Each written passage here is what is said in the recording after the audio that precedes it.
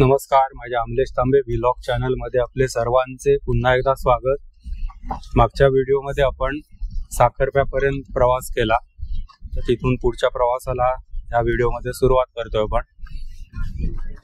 साखरपा गावातलं जे काम आहे ते अजून खूप स्लो आहे। आता इथे तर पूल होणार आहे, त्याच्यामुळे भराव त्या ब्रिजचं सगळं काम मला नाही वाटत लवकर होईल, असं खूप वेळ लागणार। तोपर्यंत हा सगळा खडबडलेला रस्ता आपल्याला बघत बसायचंय।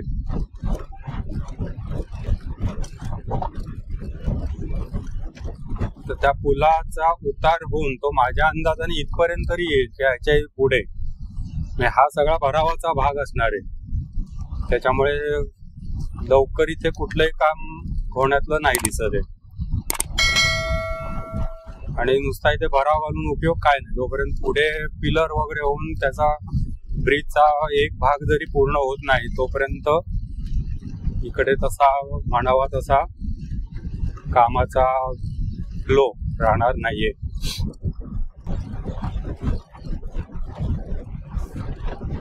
हा साखरपा बायपास रोड,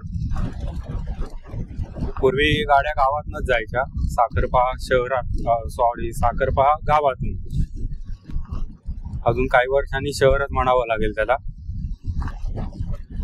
आणि नंतर मग तिथे खूप प्रॉब्लेम व्हायला लागले, गाड्यांचे ट्रॅफिक जॅमचे प्रॉब्लेम झाले।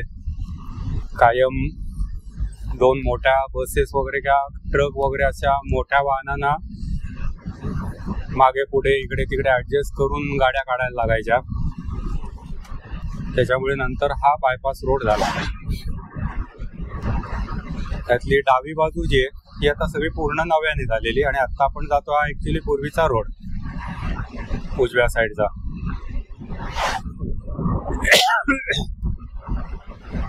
पुढे हा रोड जिथे संपतो तिथे उजवीकडे जो रस्ता होतो तो साखरपा गावातनं जातो,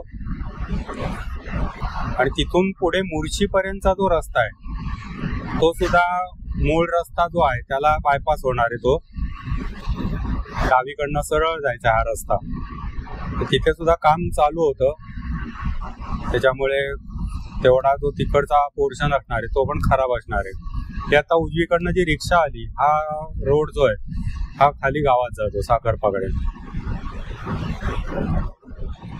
पण सुदैवाने आता मुर्शीच्या त्या स्पॉट पर्यंत म्हणजे जिथे काम चालू आहे तिथपर्यंत रस्ता चांगला आहे। मुर्शीचा मधला पोर्शन तेवढा व्हायचा आहे, आणि नंतर मग मुर्शी सोडलं की घाट सुरूच होतो।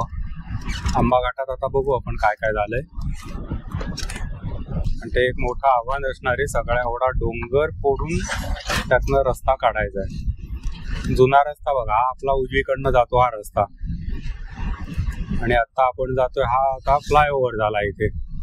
इथे खाली शाळा होती, म्हणजे आहे, आपण आता वरनं जाणार।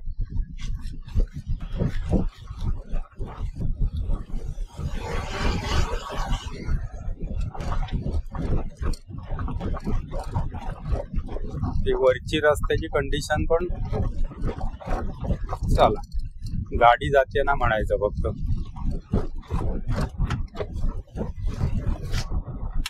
धुरळा मात्र भरपूर आहे इथे।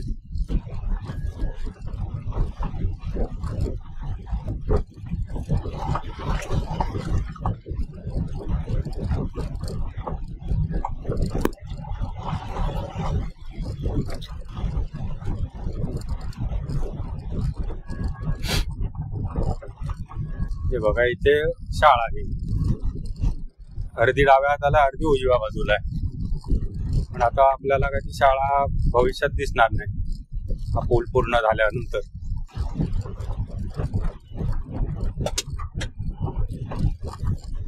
काम होईपर्यंत मात्र आपल्याला हा असाच खडखडाट गडगडाट धडधडाट बघत जायचंय।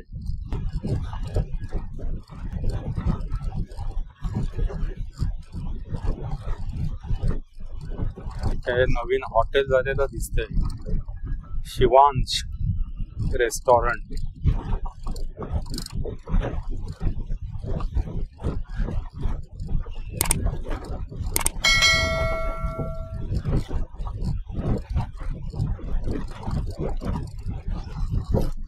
इथे 2 पेट्रोल पंप दिसत आहेत.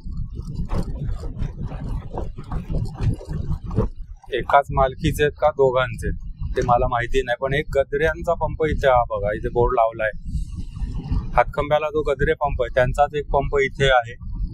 हा बहुतेक दुसरा हा कोणाचा तरी दुसऱ्याचा आहे. इथे बघा सगळे हॉटेल्स साठी जागा घेऊन बांधकाम सुरू करून झाली.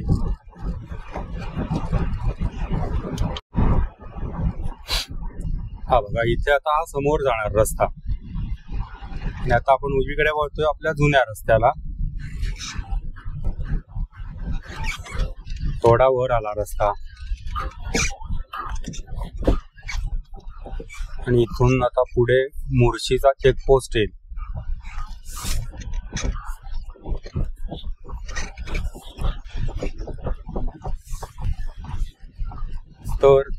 तर हा रस्ता काही महिन्यांचा सोबती राहिला.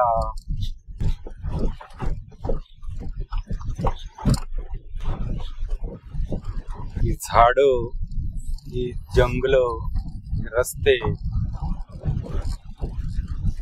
हळूहळू आम्ही विसरून जाऊ. इतकी वर्ष आम्ही त्या झाडांच्या सावलीतनं फिरलो गेलो. सुरुवातीला एसटी बस मधून, नंतर मग गाडी घेतल्यावर गाडीतून. आता हळूहळू विरह त्यांचा आपल्याला सहन करायचा आहे.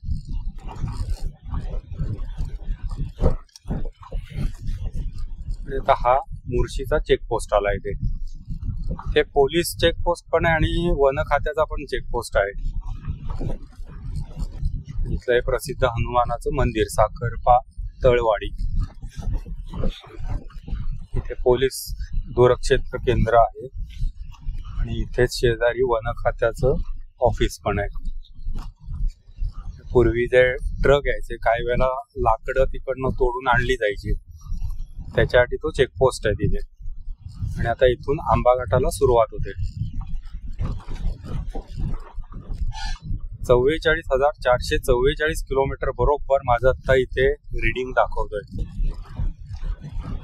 गाडीला बरोबर 44,444 किलोमीटर रनिंग झालं आता पूर्ण. 44444.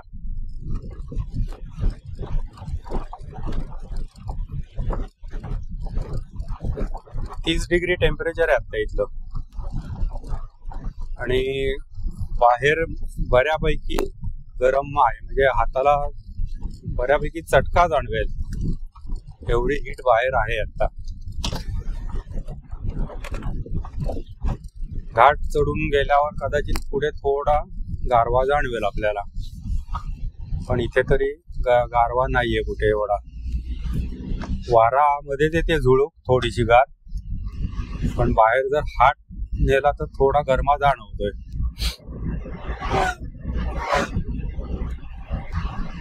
इथे आता उजवीकडची जी बाजू आहे ते भराव घालून सगळे रस्ते वर आणलेले आहेत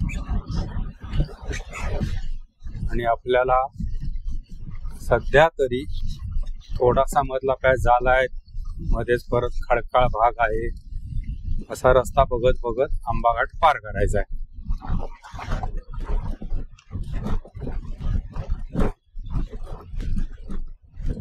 बापरे बापरे, मला इथे आता काचा बंद करणे क्रमप्राप्त आहे, कारण प्रचंड धुरळा आहे. या धुळीमुळे खोकला होतो.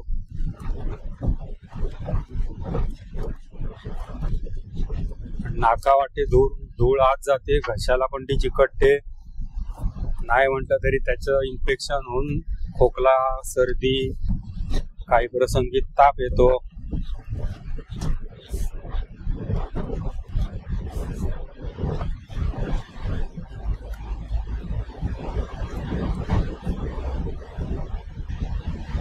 थोडस मधलं काम झालंय, पुढे परत बघायचं काय. पुढे परत खडखड खडखड.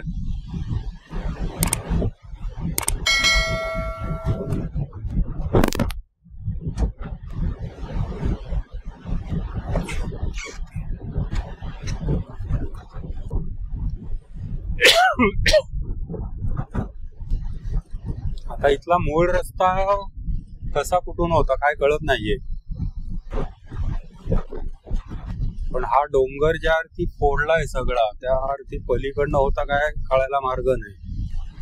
डोंगराच्या पलीकडून हे सगळं मधलं फोडून काढून रस्ता केलेला असण्याची शक्यता दाट आहे इथे. जुने व्हिडिओ तुम्ही जर बघितलेत, माझे जुने व्हिडिओ या रूटचे, तर तुम्हाला पण कळेल की आता आपण जातो तिथे पूर्वी काय होतं. माझे व्हिडिओ जर आपल्याला आवडत असतील तर नक्की लाईक करा, चॅनल सबस्क्राईब करा, व्हिडिओ शेअर करा, जास्तीत जास्त मित्रांपर्यंत आपल्या चॅनलची माहिती द्या आणि व्हिडिओ पूर्ण बघा, स्किप करत करत शक्यतो बघू नका. इथे बघा मधलं आहे, कसं होतं स्किप केलं की काय वेळेला मधल्या गोष्टी तुम्हाला बघायला मिळणार नाहीत. आणि हा आता मी बऱ्यापैकी अनकट करणार आहे व्हिडिओ, पूर्ण व्हिडिओ होईल. साखरपा ते आंबा.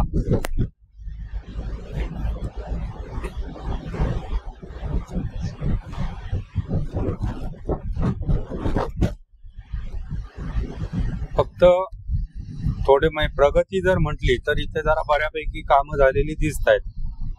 अर्थात हा सुरुवातीचा भाग आहे. पुढच्या भागात मागे आपण पाहिलं असेल काहीच काम नव्हतं तिकडे. आज आता बघू आपण काय काय झालंय. ह्या जुन्या रस्त्याची स्थिती पण जरा चांगली आहे इथे.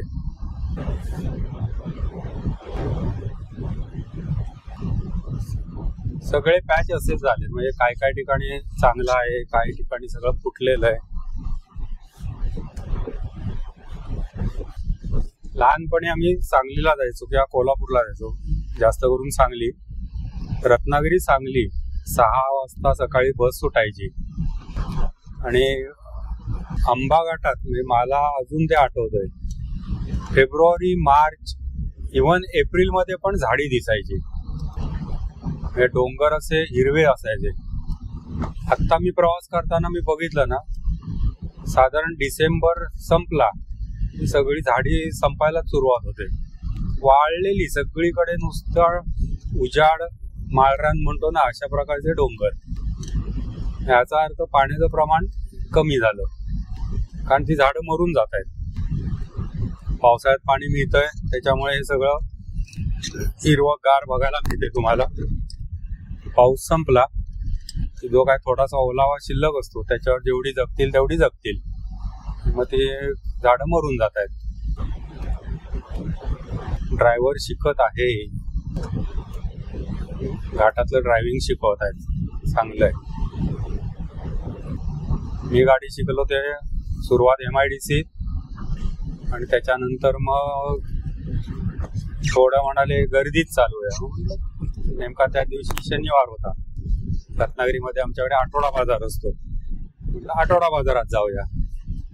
माझ्याकडे असा तिरका डोळा करून बघितलं, जमेल ना? म्हटलं जमणार, जाऊया.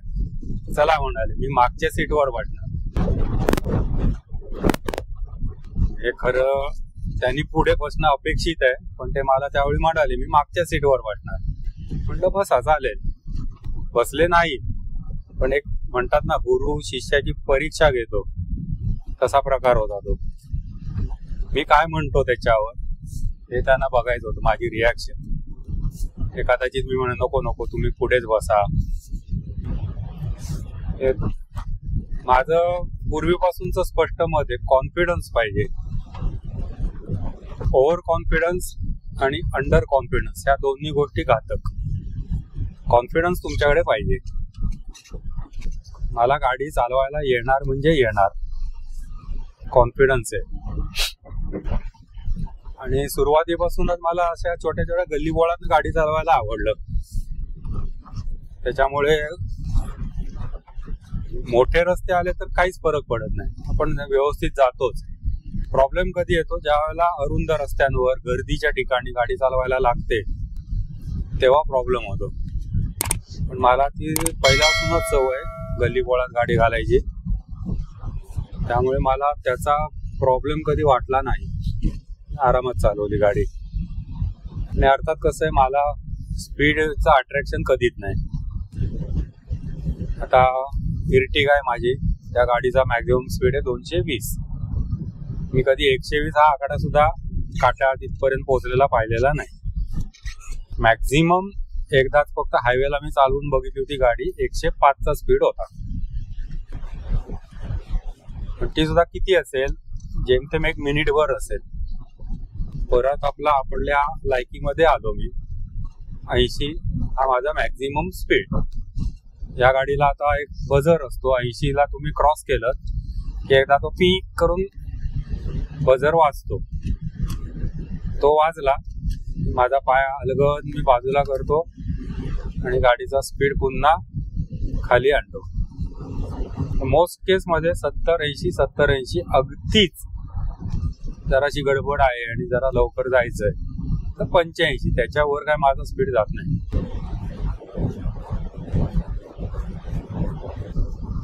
आणि मी अनेकदा अनुभव घेतला की तुमचा स्पीड जर हा लिमिट मध्ये असेल,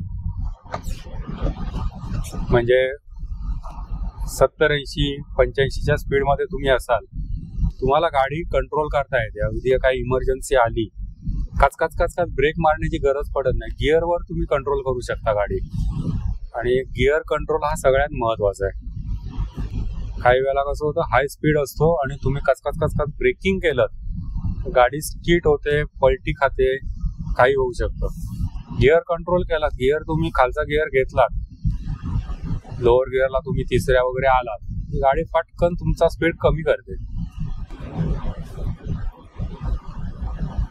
इथे मध्ये चांगला रस्ता आता इथे संपला. उजवीकडची बघा सगळी जी बाजू ना, सगळा डोंगर कुठनं तरी तो फोडून इकडे माती आणून ते भराव आणून रस्ता होतोय. हा आपला जुना रस्ता आहे, आता जातोय आपला जुना रस्ता आहे. उजवीकडची जी बाजू हे सगळे भराव घातलेला आहे.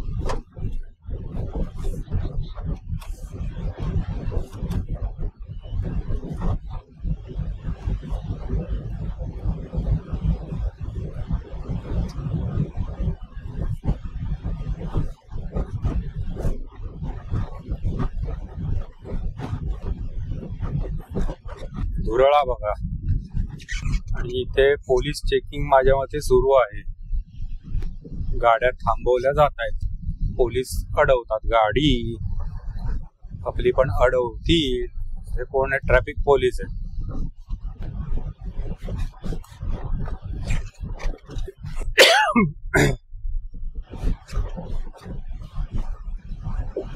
चेकिंग हे व्हायलाच पाहिजे, हा माझा पण मला हे वाटतं.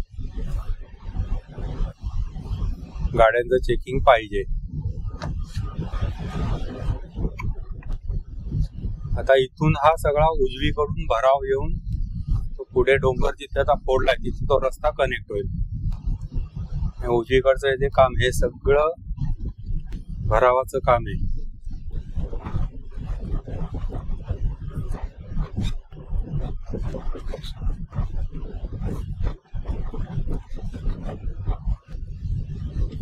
आणि हा आता जो आपला जुना रस्ता आहे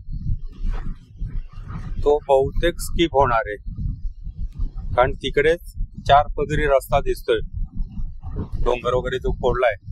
आणि इथे धोकादायक झालं होतं. आता आपण जातोय या ठिकाणी, मध्यंतरी करोनाच्या नंतर रस्ता खचला होता, पूर्ण वाहून गेला होता खाली. त्याच्यामुळे बहुतेक त्यांनी तिकडनंच रुंद केलाय, म्हणजे जुना रस्ता त्या रुंदीकरणात स्किप केलाय. निदान तो पोर्शन तरी तेवढा.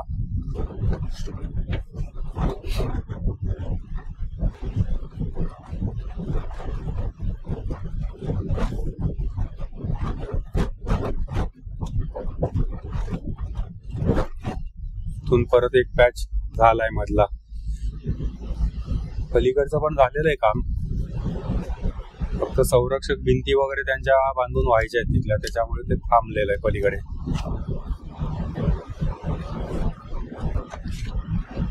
सुरुवातीचा डोंगर छोटा आहे, त्याच्यामुळे काय तेवढं तो डोंगर फोडून काम करणं अवघड नाहीये. पुढचे डोंगर आहेत तिथे आता काय करतायत बघायचंय, कारण टनेल नाही हे कन्फर्म आहे तिथे.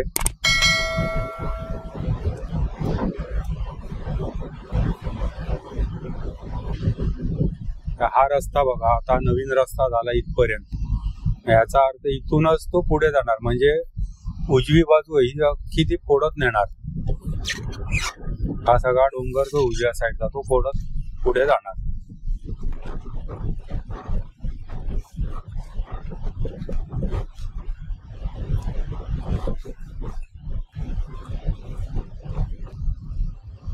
हे मेन डोंगर आहेत पुढचे, हे फोडायचे आणि त्याच्यातनं रस्ता काढायचा. आणि तो सुद्धा कसा आहे, दगड असेल तर काय तो फोडणार, किती दिवस फोडत बसणार परमेश्वराला ठाऊक. त्या हा काय छोटा अगदी डोंगर नव्हे.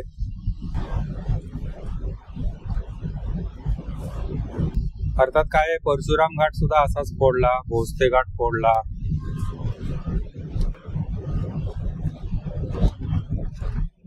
फोडण्याची टेक्नॉलॉजी आमच्याकडे सुपिरियर आहे, त्याबद्दल वादच नाही. आम्ही बेधडक फोडून टाकतो सगळं, कोणाला सोडत नाही त्याच्यात. बिचारा ट्रक मध्येच बंद पडलाय.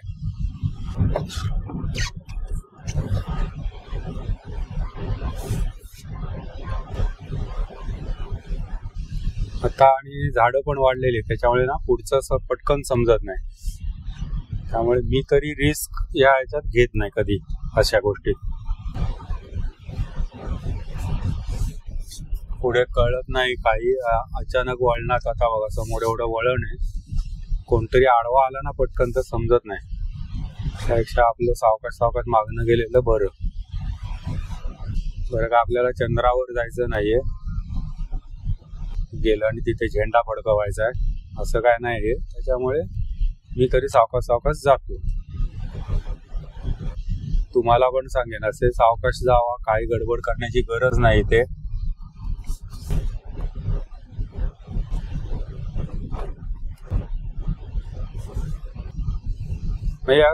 दिसताना दिसतो आपल्याला आता की मोकळा पॅच आलाय त्या समोर, पण वळण असतं ना, त्या समोरनं कोण येतं, त्या कसं येतं आपण नाही सांगू शकत. उगाच तिथे रिस्क घेण्यात काय पॉइंट नसतो. आणि नजर हटी दुर्घटना घटी असं जे म्हणतात ते उगाच नाही. थोडक्यासाठी आपण ऍक्सिडेंट करून बसतो.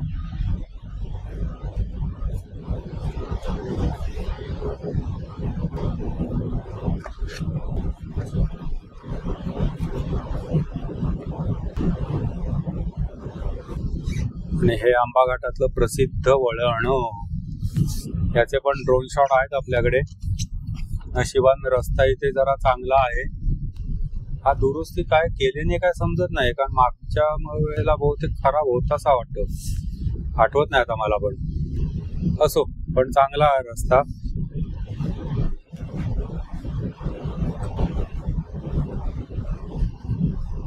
तर इथून आता हे जे पुढचे सगळे डोंगर आहेत हे कापून काढायचे. त्याच्यामुळे हे कसं काम करतात ते आपल्याला बघायचंय.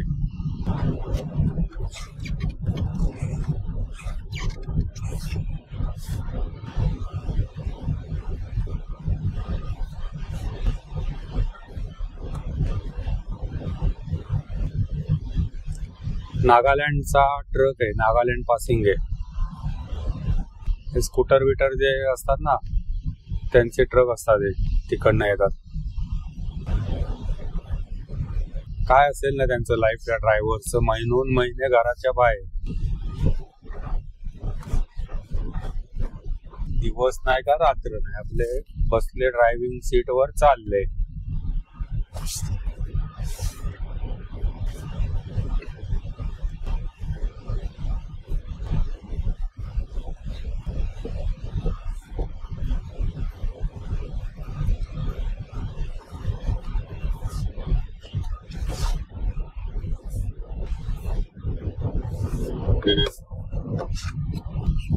बघा त्यांनी शिस्तीत आपल्याला सिग्नल दिला पुढे जावा म्हणून, पुढे कोण नाही येत. म्हणजे मी नेहमी म्हणतो की चांगले ड्रायव्हर सुद्धा आहे, पण काय होतं जे लायकीचे नाहीत ना ड्रायव्हिंग करण्याच्या, ते काहीतरी चुका करतात, वेडावाकडं वागतात. पण त्याच्यामुळे सगळ्यांना शिव्या खायला लागतात. बोलताना आपण काय बोलतो पटकन, साले ट्रकवाले सगळे असलेत नालायक. पण मी बघितलंय खूप जण चांगले असतात, म्हणजे तुम्हाला व्यवस्थित साईड देतील किंवा तुम्ही त्यांना सिग्नल दिलात ओव्हरटेक करताना, ते आपला स्पीड कमी करतील, व्यवस्थित तुम्हाला कोऑपरेट करतील. काही जण असतात ते उद्दाम, ते नाही म्हणजे नाही तुमचं ऐकत. तर आता इथे हा घाटाचा दुसरा पार्ट आला, एक भाग संपला, म्हणजेच उजवीकडचा डोंगर संपला, डावीकडे आला आणि उजवीकडे दरी सुरू झाली. पावसाळ्यातली कमाल, सगळी मस्त फुलं, विशेषतः पिवळा रंग आणि गुलाबी जांभळा रंग, असे सगळे तिथे आपल्याला बघायला मिळतात. आणि हे आपले पूर्वज आनंदाने बागडतायत इथे. तो उभा होता तो विशाळगड दर्शन पॉइंट.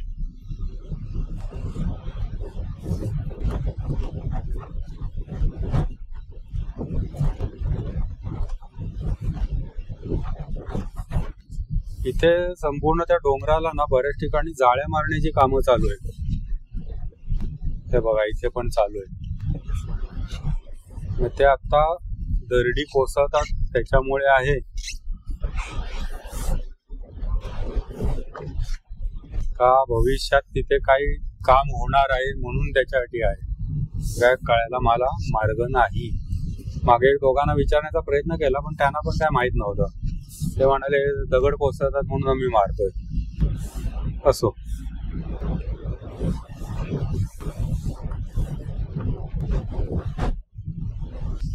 तर ह्या प्रकारे आपण आंबाघाट बऱ्यापैकी चढून वरती आलेलो आहोत. सुदैवाने इथे रस्ता जरा चांगला आहे. फक्त गणपती मारुतीचं देऊळ आहे, ते झाल्यानंतर मात्र रस्ता मध्ये जरा परत खराब होता खिंडीपर्यंत.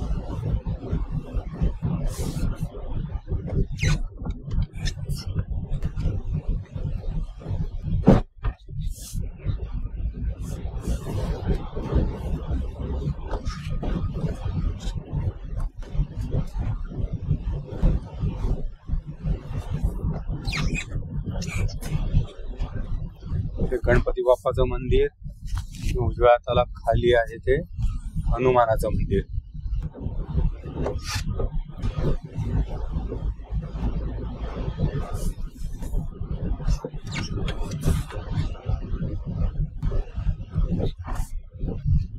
इथे सगळी जाळी मारून झाली. बघा सगळा डोंगर आहे, खालचा पोर्शन आहे, हा सगळा जाळी मारून कव्हर केलाय.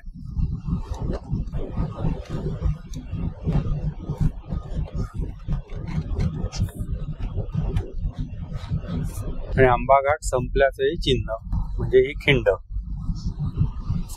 ही खिंड आली याचा अर्थ आपण आंबाघाट संपून वरती आलो. बस मधनं जाताना एक ते वेगळंच फिलिंग असायचं, घाट संपला. ही मस्त खिंड आहे. तरी आता हिरवळ थोडी कमी व्हायला लागली, पिकायला लागलं सगळं, पाऊस कमी झाला म्हटल्यावर. आणि इथे रत्नागिरीची हद्द संपली.